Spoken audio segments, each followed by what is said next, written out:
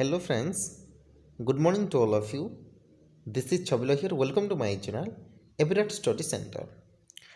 Continuous and comprehensive evaluation का हम 150 questions ख़त्म कर चुके हैं। उस वीडियो को अभी तक आप लोग नहीं देखे हैं तो हमारे चैनल के जो प्लेलिस्ट है वहीं जाकर आप देख सकते हैं। तो प्लेलिस्ट का नाम क्या है? टैट्स ड्रीम,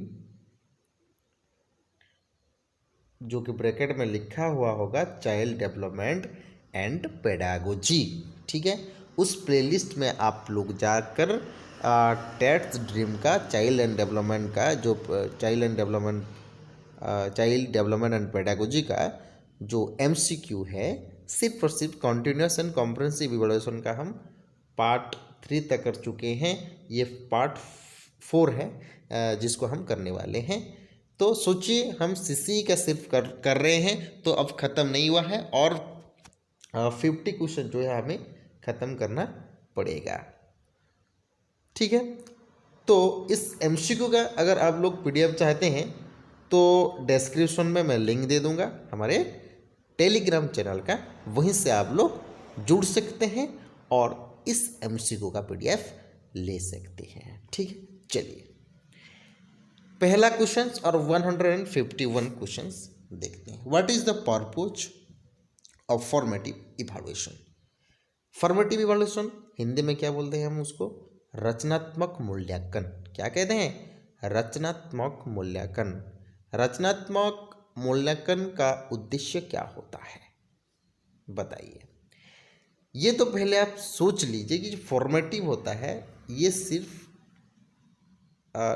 टेस्ट में आकलन किया जाता है, सिर्फ और सिर्फ टेस्ट। ठीक है, मतलब क्या बोलेंगे, कंकर्शन के लिए सिर्फ क्या लेंगे टीचर, जांचेंगे नहीं इतना।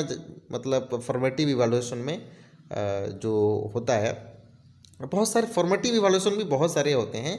तो सिंपली देखिए, यहाँ पर राइट आंसर हो जाएगा। बहुत सारा होता है जैसे कि डायग्नोस्टिक टेस्ट, एप्टीट्यूड टेस्ट, इस वगैरह वगैरह बहुत कुछ होता है फॉर्मेटिव इवैल्यूएशन में या फॉर्मेटिव असेसमेंट में। ठीक है, ये बहुत सारा होता है।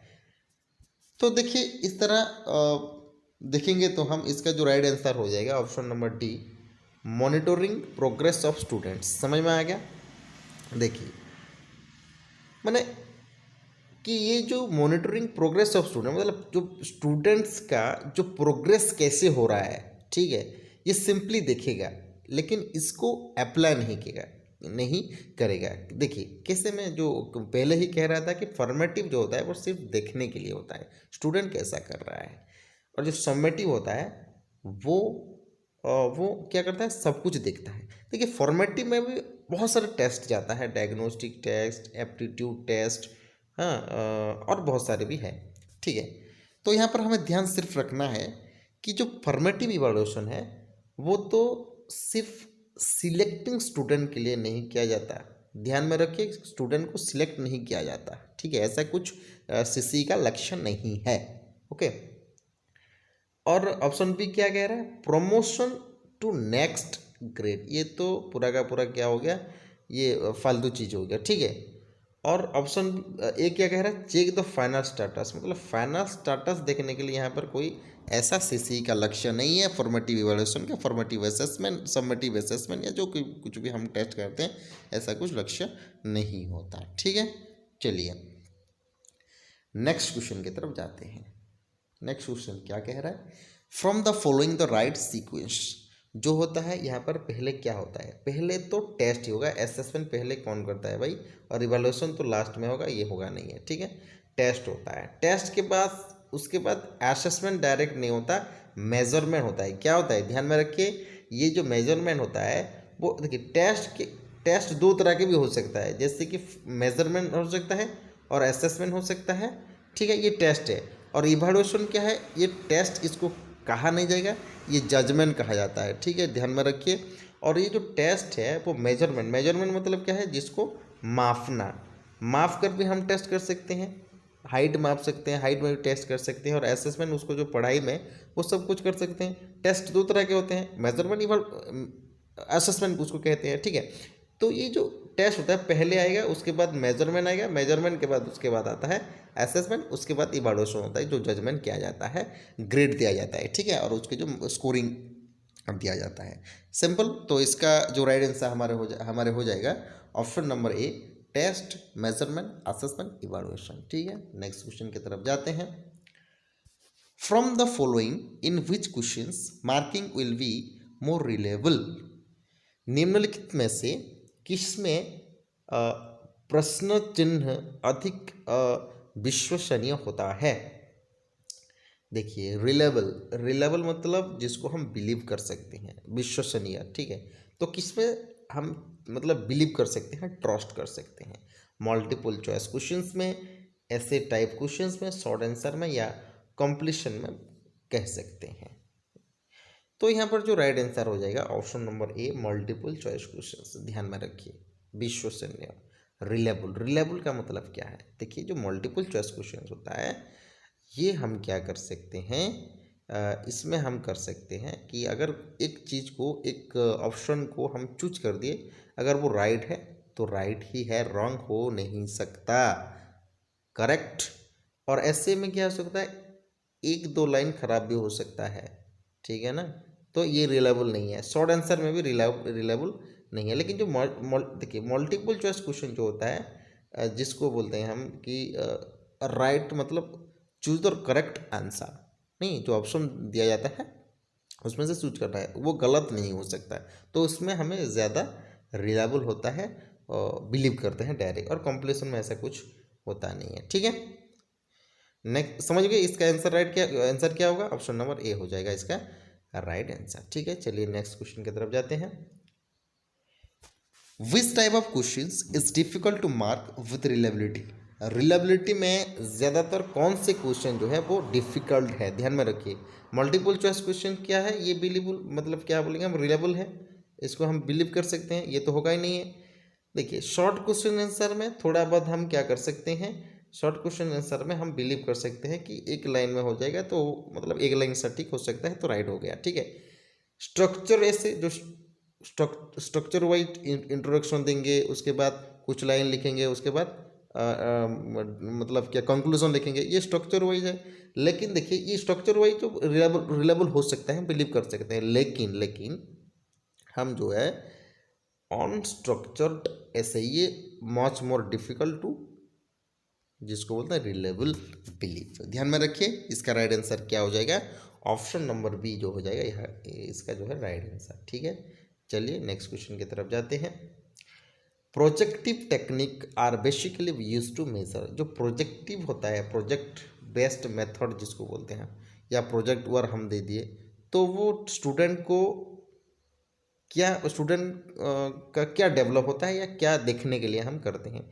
इंटेलिजेंट मतलब क्रिएटिव हो गया, ऐसा कुछ। डाइवर्जेंट थिंकिंग वो अलग हो जाएगा, लेकिन प्रोजेक्टिव सिर्फ नहीं हो सकता, ठीक है।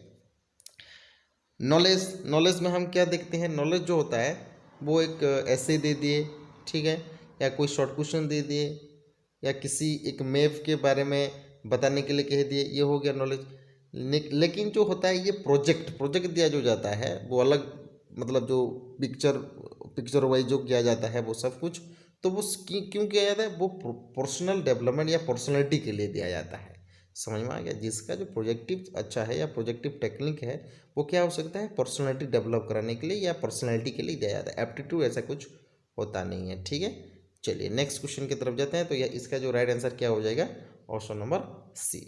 चलिए, in the USA the most widely use format on the standardised test. ध्यान से देखिए, जो स्टैंडर्डाइज्ड टेस्ट यूएसए में क्या कहा जाता है, ये हो जाता है मल्टीपल चॉइस क्वेश्चन, यूएसए में कहा जाता है, ठीक है। Question number 157, generally the summative evaluation is, जिसको हम बोलते हैं योगात्मक मूल्यांकन, समेटिव इवैल्यूएशन, ठीक है।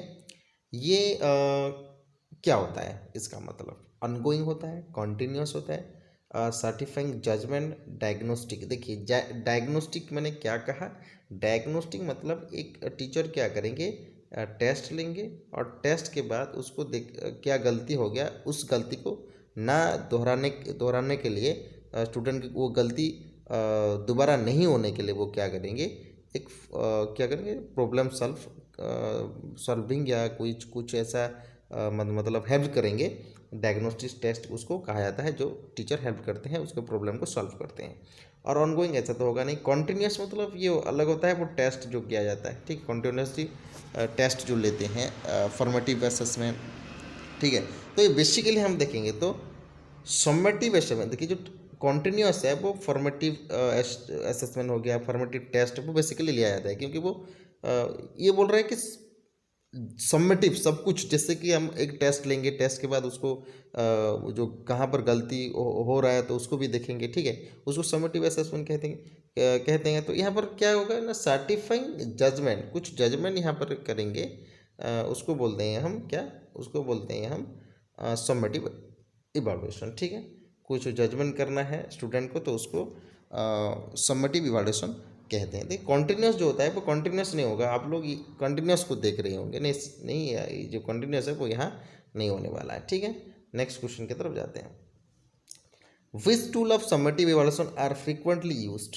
देखिए तो हम देखेंगे तो समेटिव इवैल्यूएशन के हिसाब से अगर फ्रीक्वेंटली कौन सा यूज किया जाता है, ऑब्वियसली सिंपल आंसर है, टेस्ट किया जाएगा। टीचर ऑब्जर्वेशन वो अलग हो सकता है, वो अलग टाइप का होता है, टीचर ऑब्जर्वेशन यहाँ पर नहीं होगा।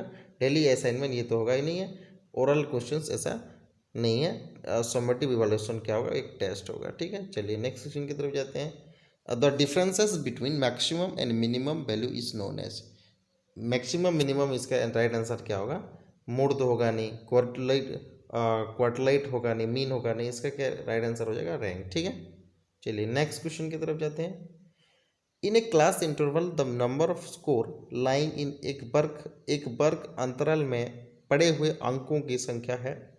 देखिए ध्यान से देखिए, यहाँ पर जो इंटरवल, क्लास इंटरवल होता है, ठीक है, उसको हम कुछ स्कोर करते हुए या कुछ ऐसे जो क्लास में रहते हैं स्टूडेंट को, इंडिविजुअल को, वो अलग कैसे किस तरह से कर सकते हैं। ऑब्वियसली फ्रीक्वेंसी देखकर नहीं, मतलब एक पीरियड के टाइम में देखेंगे इसको कि स्टूडेंट्स कैसा रह रहे हैं, नहीं इंटरवल जिसको बोलते हैं, ठीक है। जो फिल्म आता है, फिल्म में जो 1 घंटा के लिए, 1 घंटा के बाद जो इंटरवल किया जाता है, कुछ मतलब एडवर्टाइजमेंट के लिए या टाइम पास के लिए, तो ये क्या होता है ना, ये जो कुछ पीरियड के बाद जो फ्रीक्वेंसी करते हैं वो वाला स्टेज है, इसको बोलते हैं हम in a class interval the number of score lying in, ठीक है। तो ये था हमारे कॉन्टिन्यूस एंड कॉम्प्रिहेंसिव इवैल्यूएशन का 150 से लेकर 160 तक क्वेश्चन, 10 क्वेश्चन हम यहाँ पर किए हैं। उसके बाद हम करेंगे 40 क्वेश्चन हमारे बच गया है, उसको हम धीरे धीरे ख़त्म करेंगे, ठीक है। तो फ्रेंड्स, अगर सेशन वीडियो आप लोगों को पसंद आ गया है तो लाइक तो ज़रूर कर दीजिएगा और अपने दोस्तों के साथ शेयर ज़रूर कर दीजिएगा, ठीक है। रहता हूँ, थैंक यू वेरी मच।